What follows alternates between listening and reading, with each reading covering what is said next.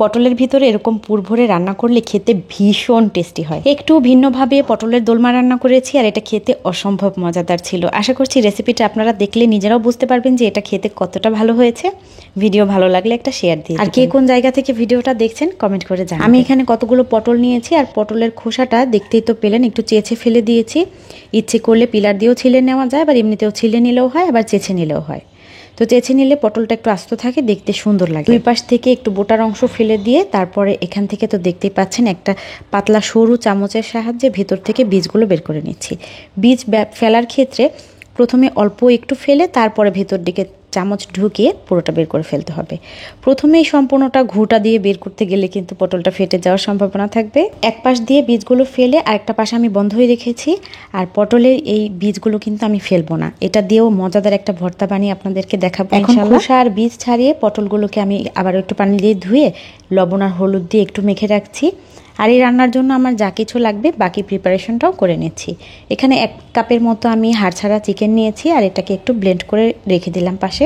এখন একটু মশলা বানাবো। তার জন্য একটা টমেটো, একটা দেশি রসুন, 1 টুকরা আদা, মাঝারি সাইজের একটা পেঁয়াজ, এগুলোকে খুব মিহি করে একটা পেস্ট তৈরি করে নিচ্ছি। চাইলে পাটাও বেটে নেওয়া যাবে। আর চিকেন কিমার মধ্যে চাইলে কিমাটা কিন্তু পিস পিস করে ছোট ছোট টুকরা করেও করা যায়, বা ব্লেন্ডারে ব্লেন্ড করে নিলেও হয়, এটা যার যার খুশি। তো এই চিকেন কিমার মধ্যে আমি দিয়ে দিলাম স্বাদ মতো মরিচের গুঁড়া, লবণ, গোলমরিচের গুঁড়া। এখানে আসলে হলুদ মরিচের গুঁড়া, ধনে জিরার গুঁড়া সব কিছুই দেওয়া যায়, এটা ইচ্ছে মতো আর রুচি মতো। আর এই যে মশলাটা তৈরি করেছিলাম আদা রসুন পেঁয়াজ দিয়ে, ওটার থেকেও 1 টেবিল চামচের মতো দিয়ে দিলাম। আর এখানে আমি পেঁয়াজ কিমা দিচ্ছি। পেঁয়াজ কিমাটা কিভাবে করেছি জানেন? এই যে হামানদিস্তার মধ্যে নিয়ে আমি কেচি দিয়ে অনবরত কাটতে থাকি, তারপরে খুব দ্রুত পেঁয়াজ কিমা হয়ে যায়। যদিও কিমা করার আমার কাছে চপার আছে, কিন্তু এই হামানদিস্তাটা হাতের কাছে থাকার কারণে আমি এটা দিয়েই বেশিরভাগ সময় পেঁয়াজ মরিচের কিমা তৈরি করি।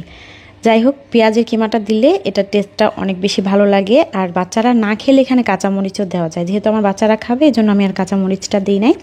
সব কিছুকে খুব ভালো করে মিক্স করে এখন যে পটলের মাঝখানে বীজ বের করে নিয়েছি সেখানে এই কিমাগুলো ভরে দিলাম। কিমা ভরার সময় অবশ্যই একটু ঠেসে ঠুসে ভরতে হয়, তাহলে পটলগুলো একদম গোটা গোটা হয়ে থাকে। ভেতরে বাতাস থেকে গেলে পটলগুলো অনেক সময় চুপসে যায়।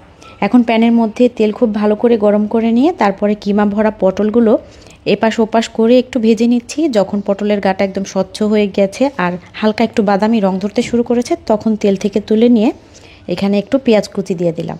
পেঁয়াজ কুচিটাকে এখন বাদামি করে ভেজে নিয়েছি। আর তার মধ্যে প্রথমেই দিয়ে দিলাম যে মশলাটা বানিয়ে রেখেছি, টমেটো, আদা রসুন বাটা আর পেঁয়াজ দিয়ে সেই মিশ্রণটা ঢেলে দিলাম। তারপর এখানে দিয়ে দিচ্ছি হলুদের গুঁড়া, মরিচের গুঁড়া, গরম মশলার গুঁড়া, জিরার গুঁড়া, ধনিয়ার গুঁড়া, যার যা মশলা আমরা রান্নায় ব্যবহার করি সব কিছুই এখানে দিলাম। আর গরম মশলার গুঁড়াটা দিলে স্মেলটা অনেক সুন্দর হয়, যেহেতু এটা চিকেন দিয়ে রান্না হচ্ছে।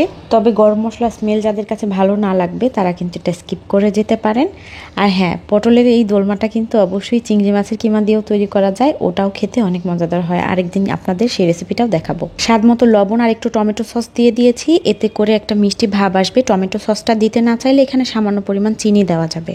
মশলা কষানোর জন্য যতটুকু পানি লাগবে সেই পানিটুকু দিয়ে ঢাকনা দিয়ে কম আঁচে ঢেকে রেখেছিলাম। আর এর ফাঁকে ফাঁকে কয়েকবার নেড়ে চেড়েও দিয়েছিলাম। মশলার গা থেকে যখন তেলটা ছেড়ে দিয়েছে তখন আমি এখানে ভেজে রাখা পটলগুলো দিয়ে একটু নেড়ে চেড়ে আবার মশলার সাথে কষিয়ে নিচ্ছি। এই ধরনের রেগুলার রান্নাগুলো আমি মূলত খাওয়ার জন্যই করি, আসলে দেখানোর জন্য না। দেখানোর জন্য যদি এই রান্নাটা করতাম তাহলে অবশ্যই এখানে তেলের পরিমাণ আরও অনেক বেশি দিয়ে, মশলা বেশি দিয়ে রান্না করলে দেখতে অনেক বেশি আকর্ষণীয় দেখাতো, তবে অবশ্যই সেটা স্বাস্থ্যসম্মত হতো না।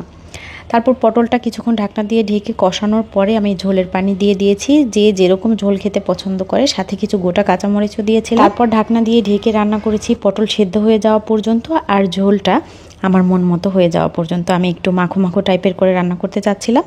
রান্নার একদম শেষ পর্যায়ে একটু ধনেপাতা কুচি দিয়ে দিয়েছি, কেউ পছন্দ করলে এখানে ভাজা জিরাও ছড়িয়ে দেওয়া যায়। আমার মেয়ে তো এই রান্নাটা দেখে বলেছে যে এটা হচ্ছে পটলের মোমো। এত মজাদার হয়েছে, খেতে খুবই ভালো হয়েছে। এটা ভাত ছাড়া এমনিতেই অনেক বেশি ভালো লাগছিল। ভাতের সাথে, রুটি পরোটার সাথে, পোলাওয়ের সাথে, সব কিছুর সাথে খেতেই এটা ভালো লাগবে ইনশাল্লাহ। আশা করছি আমার আজকের ভিডিওটা সবার কাছে ভালো লেগেছে। ভিডিও ভালো লাগলে লাইক, কমেন্ট, শেয়ারের পাশাপাশি পেজটা ফলো দিয়ে দিবেন। দেখা হবে ইনশাল্লাহ পরবর্তী ভিডিওতে। আসসালামু আলাইকুম।